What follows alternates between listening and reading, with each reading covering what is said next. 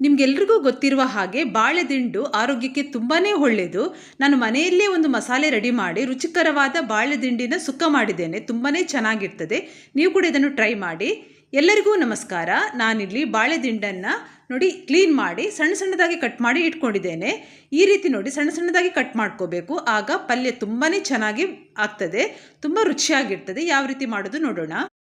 ಇನ್ನು ನಾವು ಮಸಾಲೆ ರೆಡಿ ಮಾಡುವ ಕೊಬ್ಬರಿ ಎಣ್ಣೆ ಹಾಕ್ಕೊಂಡಿದ್ದೇನೆ. ಕೊಬ್ಬರಿ ಎಣ್ಣೆ ಬಿಸಿಯಾಗಿದ್ದ ತಕ್ಷಣ ನಾನೀಗ ಇಲ್ಲಿ 1.5 ಸ್ಪೂನು ಕಡಲೆಬೇಳೆ ಹಾಕ್ಕೊಳ್ತಾ ಇದ್ದೇನೆ. ಕಡಲೆಬೇಳೆ ಸ್ವಲ್ಪ ಕಲರ್ ಚೇಂಜ್ ಆಗಿದ್ದ ತಕ್ಷಣ ನಾನು 1 ಸ್ಪೂನು ಉದ್ದಿನಬೇಳೆ ಹಾಕ್ಕೊಳ್ತಾ ಇದ್ದೇನೆ. ಇದನ್ನೀಗ ಚೆನ್ನಾಗಿ ಸ್ವಲ್ಪ ಫ್ರೈ ಮಾಡ್ಕೊಳ್ಬೇಕು. ಹಾಗೆ 2 ಸ್ಪೂನು ಕೊತ್ತಂಬರಿ ಬೀಜ ನಾನೀಗ ಹಾಕ್ಕೊಳ್ತಾ ಇದ್ದೇನೆ. ಕೊತ್ತಂಬರಿ ಸ್ವಲ್ಪ ಫ್ರೈ ಆದ ನಂತರ ಅರ್ಧ ಸ್ಪೂನು ಸಾಸಿವೆ, 1/4 ಸ್ಪೂನು ಮೆಂತೆ, 1 ಸ್ಪೂನು ಜೀರಿಗೆ, ಹಾಗೆ 9 ಒಣಮೆಣಸಿನಕಾಯನ್ನು ಹಾಕ್ಕೊಂಡಿದ್ದೇನೆ. ಇನ್ನು ಇದನ್ನು ಚೆನ್ನಾಗಿ ನಾವು ಫ್ರೈ ಮಾಡ್ಕೊಳ್ಬೇಕು. ನೋಡಿ ಚೆನ್ನಾಗಿ ಫ್ರೈ ಆದ ನಂತರ ನಾವೀಗ ಇದಕ್ಕೆ ಕರಿಬೇವು ಸೊಪ್ಪನ್ನು ಹಾಕ್ಕೊಳ್ಬೇಕು.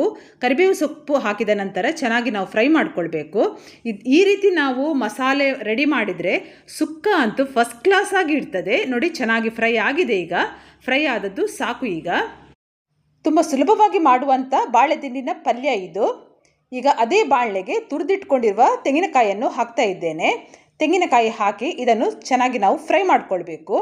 ಹಾಗೆ ಈಗ ನಾನು ಇದಕ್ಕೆ ಸ್ವಲ್ಪ ಅರಿಶಿನ ಹಾಕ್ಕೊಳ್ತಿದ್ದೇನೆ ಮತ್ತು ಸ್ವಲ್ಪ ಕರಿಬೇವು ಸೊಪ್ಪು. ಈ ರೀತಿ ತೆಂಗಿನಕಾಯಿ ಜೊತೆಯೂ ಕೂಡ ನಾವು ಕರಿಬೇವು ಸೊಪ್ಪನ್ನು ಫ್ರೈ ಮಾಡಿದರೆ ಒಳ್ಳೆ ಘಮವನ್ನು ಕೊಡ್ತದೆ. ಚೆನ್ನಾಗಿ ಫ್ರೈ ಆಗಬೇಕು ಇನ್ನಿದು, ಯಾಕಂದರೆ ನಾವು ನೀರು ಹಾಕದೆ ಇದನ್ನು ಪುಡಿ ಮಾಡಿಕೊಳ್ಬೇಕು.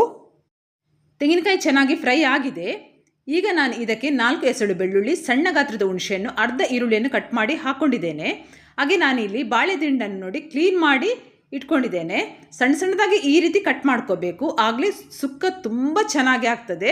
ಇದು ಚಪಾತಿ ಜೊತೆನೂ ಕೂಡ ಒಳ್ಳೆ ಕಾಂಬಿನೇಷನ್, ಅನ್ನದ ಜೊತೆ ಚೆನ್ನಾಗಿರ್ತದೆ. ಈಗ ಬೇಯಲಿಕ್ಕೆ ಬೇಕಾಗುವಷ್ಟು ನೀರನ್ನು ಹಾಕ್ಕೊಂಡು ಒಮ್ಮೆ ಸರಿಯಾಗಿ ಮಿಕ್ಸ್ ಮಾಡಿ ಈಗ ಮುಚ್ಚಿ ನಾವಿದನ್ನು ಬೇಯಿಸಬೇಕು. ಮಸಾಲೆ ಪದಾರ್ಥಗಳನ್ನು ಮಿಕ್ಸಿ ಜಾರಿಗೆ ಹಾಕಿ ನಾವೀಗ ಇದನ್ನು ಚೆನ್ನಾಗಿ ಪುಡಿ ಮಾಡಿಕೊಳ್ಬೇಕು. ಯಾವುದೇ ಕಾರಣಕ್ಕೂ ಗ್ರೈಂಡ್ ಮಾಡುವಾಗ ನಾವು ನೀರನ್ನು ಹಾಕ್ಕೊಳ್ಬಾರ್ದು. ಈಗ ನೋಡಿ ಮಸಾಲೆ ಪುಡಿ ಆಗಿದೆ. ಇಷ್ಟು ಪುಡಿ ಆದರೆ ಸಾಕು. ಈಗ ಫ್ರೈ ಮಾಡಿ ಇಟ್ಕೊಂಡಿರುವ ತೆಂಗಿನಕಾಯಿಯನ್ನು ಇದಕ್ಕೆ ಹಾಕಿ ನಾವು ಪುಡಿ ಮಾಡಿಕೊಳ್ಬೇಕು. ತೆಂಗಿನಕಾಯಿ ಹಾಕಿದ ಮೇಲೆ ಹಾಗೆ ಜಾಸ್ತಿ ಸಾಫ್ಟ್ ಆಗಬಾರ್ದು, ತರಿಯಾಗಿ ಇರಬೇಕು. ಮಸಾಲೆ ರೆಡಿಯಾಗಿದೆ ನೋಡಿ. ಈ ರೀತಿ ತರಿಯಾಗಬೇಕು. ನೋಡಿ ಎಷ್ಟು ಚೆನ್ನಾಗಿ ಆಗಿದೆ ಅಂತ ಹೇಳಿದರೆ ಪರಿಮಳ ಅಂತೂ ಅದ್ಭುತ ಅಂತಲೇ ಹೇಳ್ಬೋದು. ಅಷ್ಟು ಚೆನ್ನಾಗಿದೆ. ಮಸಾಲೆ ಪರಿಮಳವೇ ಅಷ್ಟು ಚೆನ್ನಾಗಿದೆ. ಬನ್ನಿ ಈಗ ಬೆಂದಿದೆಯೇ ನೋಡೋಣ. ನೋಡಿ ಚೆನ್ನಾಗಿ ಕುದಿತಾ ಉಂಟು. ನೋಡಿ ಎಷ್ಟು ಚೆನ್ನಾಗಿ ಕುದಿ ಬರ್ತಾ ಉಂಟು. ಇದು ಈಗ ಈ ರೀತಿ ಸ್ವಲ್ಪ ಬೆಂದ ನಂತರ ನಾವು ಯಾವಾಗಲೂ ಉಪ್ಪು ಹಾಕ್ಕೊಳ್ಬೇಕು. ಈಗ ರುಚಿಗೆ ತಕ್ಕಷ್ಟು ಉಪ್ಪನ್ನು ಹಾಕ್ಕೊಳ್ತಾ ಇದ್ದೇನೆ. ಹಾಗೆ ಒಂದು ಸಣ್ಣ ತುಂಡು ಬೆಲ್ಲ ಹಾಕ್ಕೊಳ್ಬೇಕು. ತುಂಬ ರುಚಿ ಆಗ್ತದೆ ಈ ರೀತಿ ಸ್ವಲ್ಪ ಬೆಲ್ಲ ಹಾಕಿದರೆ.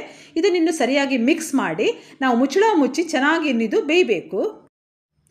ಈಗ ಬೆಂದಿರ್ತದೆ ನೋಡುವ. ಒಮ್ಮೆ ಇದನ್ನು ಸರಿಯಾಗಿ ಈ ರೀತಿ ಮಿಕ್ಸ್ ಮಾಡುವ. ನೋಡಿ ಚೆನ್ನಾಗಿ ಬೆಂದಿದೆ, ನಮಗೆ ನೋಡುವಾಗ ಗೊತ್ತಾಗ್ತದೆ. ನೋಡುವ ಈಗ ನೋಡಿ ಚೆನ್ನಾಗಿ ಬೆಂದಿದೆ, ಸಾಕು. ಈಗ ನಾವು ಪುಡಿ ಮಾಡಿ ಇಟ್ಕೊಂಡಿರುವಂಥ ಮಸಾಲೆಯನ್ನು ಇದಕ್ಕೆ ಹಾಕಿ ಕರೆಕ್ಟಾಗಿ ನಾವು ಮಿಕ್ಸ್ ಮಾಡಿಕೊಳ್ಬೇಕು. ನಿಜವಾಗ್ಲೂ ಹೇಳ್ತೇನೆ, ಇದೊಂದು ಆರೋಗ್ಯಕ್ಕೆ ಉತ್ತಮವಾದ ಆಹಾರ ಅಂತಲೇ ಹೇಳ್ಬೋದು. ತುಂಬ ಚೆನ್ನಾಗಿರ್ತದೆ. ಮತ್ತು ಈ ರೀತಿ ನಾವು ಸುಕ್ಕ ಮಾಡಿ ನಮಗೆ ಚಪಾತಿ ಅನ್ನಕ್ಕೆಲ್ಲ ಸೂಪರ್ ಕಾಂಬಿನೇಷನ್ನು. ಅದರಲ್ಲೂ ನಮ್ಮ ಕುಚಲಕ್ಕಿ ಗಂಜಿಗೆ ಅಂತೂ ಹೇಳೋದೇ ಬೇಡ, ಅಷ್ಟು ಚೆನ್ನಾಗಿರ್ತದೆ. ವೈಟ್ ರೈಸಿಗೆಲ್ಲ ಒಂದು ತಿಳಿಸಾರಿದ್ರೆ ತುಂಬ ಚೆನ್ನಾಗಿರ್ತದೆ. ಇವತ್ತಿನ ಈ ರೆಸಿಪಿ ನಿಮಗೆಲ್ರಿಗೂ ಇಷ್ಟ ಆಗಿದೆ ಅಂತ ನಾನು ಅಂದ್ಕೊಂಡಿದ್ದೇನೆ. ಇಷ್ಟ ಆದರೆ ನೀವು ಕೂಡ ಇದನ್ನು ಮನೆಯಲ್ಲಿ ಟ್ರೈ ಮಾಡಿ. ಹಾಗೆ ಲೈಕ್ ಮಾಡಿ, ಕಮೆಂಟ್ ಮಾಡಿ. ಆದಷ್ಟು ನನ್ನ ಯೂಟ್ಯೂಬ್ ಚಾನಲ್ ಲಿಂಕನ್ನು ಎಲ್ಲರಿಗೂ ಶೇರ್ ಮಾಡಿ ನನಗೆ ಸಪೋರ್ಟ್ ಮಾಡಿ. ಸರಿಯಾಗಿ ಮಿಕ್ಸ್ ಮಾಡಿಕೊಳ್ಬೇಕು. ನೋಡಿ ಈ ರೀತಿ ಸುಕ್ಕ ಮಾಡಬೇಕಾದ್ರೆ ನಾವು ಇದನ್ನು ಸರಿಯಾಗಿ ಮಿಕ್ಸ್ ಮಾಡಿ ಮುಚ್ಚಿ ಒಮ್ಮೆ ಇದನ್ನು ಬೇಯಿಸಬೇಕು. ಬನ್ನಿ ಈಗ ಪಲ್ಯ ರೆಡಿಯಾಗಿದೆ ನೋಡೋಣ. ನೋಡಿ ಚೆನ್ನಾಗಿ ಬೆಂದಿದೆ ಇದು. ಮತ್ತು ಪರಿಮಳ ಉಂಟಲ್ಲ ಅಷ್ಟು ಚೆನ್ನಾಗಿ ಬರ್ತಾ ಉಂಟು. ಇಡೀ ಮನೆ ಪಲ್ಯದ ಪರಿಮಳ ಅಂತೂ ಅದ್ಭುತ ಅಂತಲೇ ಹೇಳ್ಬೋದು. ನೋಡಿ ಎಷ್ಟು ಚೆನ್ನಾಗಿ ಆಗಿದೆ ಅಲ್ವಾ. ಇದು ದೇವಸ್ಥಾನಗಳಲ್ಲೆಲ್ಲ ಪಲ್ಯ ಮಾಡ್ತಾರೆ ನೋಡಿ, ಆ ರೀತಿಯ ಒಂದು ಪರಿಮಳವನ್ನು ಕೊಟ್ಟಿದೆ. ಯಾಕಂದರೆ ನಾವು ಉದ್ದಿನಬೇಳೆ, ಕಡಲೆಬೇಳೆ ಮತ್ತು ಕರಿಬೇವು ಸೊಪ್ಪನ್ನು ಮಸಾಲೆಯಲ್ಲಿ ಫ್ರೈ ಮಾಡಿ ಹಾಕ್ತೇವೆಲ್ಲ, ಗ್ರೈಂಡ್ ಮಾಡ್ತೇವೆಲ್ಲ, ಅದು ಒಂದು ಒಳ್ಳೆ ಪರಿಮಳವನ್ನು ಕೊಡ್ತದೆ. ಖಂಡಿತ ಇವತ್ತಿನ ರೆಸಿಪಿ ನಿಮಗೆಲ್ಲರಿಗೂ ಇಷ್ಟ ಆಗಿದೆ ಅಂತ ನಾನು ಅಂದ್ಕೊಂಡಿದ್ದೇನೆ. ಹಾಗೆ ಯಾರೆಲ್ಲ ನನ್ನ ಯೂಟ್ಯೂಬ್ ಚಾನಲ್ನ ಇಲ್ಲಿವರೆಗೂ ಸಬ್ಸ್ಕ್ರೈಬ್ ಮಾಡಿಲ್ವೋ ಪ್ಲೀಸ್ ಸಬ್ಸ್ಕ್ರೈಬ್ ಮಾಡಿ, ನನಗೆ ಸಪೋರ್ಟ್ ಮಾಡಿ. ಹಾಗೆ ನಿಮ್ಮ ಫ್ಯಾಮಿಲಿ ಫ್ರೆಂಡ್ಸಿಗೆ ಇದನ್ನು ಶೇರ್ ಮಾಡಿ. ಎಲ್ಲರಿಗೂ ನನ್ನ ಪ್ರೀತಿ ಧನ್ಯವಾದಗಳು.